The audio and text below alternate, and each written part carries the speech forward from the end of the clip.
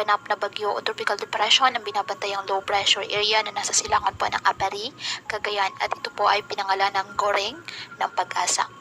Taglay ngayon ng bagyo ang lakas ng hangin na 55 km per hour at pagbugso nitong maabot sa 70 km per hour.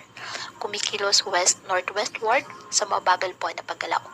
Sa ngayon, wala pang nakataas na tropical cyclone wind signal sa anumang bahagi ng ating bansa. Sa mga susunod na oras, posible na pang lumakas ang nasabing bagyo. Unti-unti rin pong nagbabago ang direksyon nito dahil bukas ay maaaring kumilos ito patimog, babalik ang bagyo sa direksyong pahilaga sa weekend. Mababa sa ngayon ang chance nitong mag-landfall. Pero dahil po sa tinatawag na area of uncertainty, may posibilidad na dumaan sa ibang bahagi ng Cagayan Valley ang bagyong Goreng.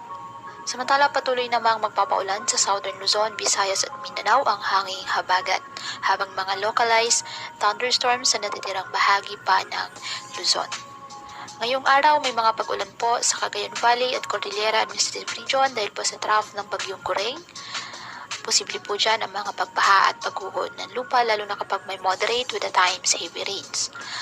Samantala ang Visayas, Mimaropa, Bicol Region, Zamboanga Peninsula, Northern Mindanao at BRMM, asahan din po ang mga pag-ulan dahil naman sa habagat. Metro Manila, nalalabing bahagi ng bansa. Generally, maaliwalas naman po ang panahon, may tsansa pa rin ng mga kalat-kalat na pag-ulan at thunderstorms dahil po sa habagat at localized thunderstorms.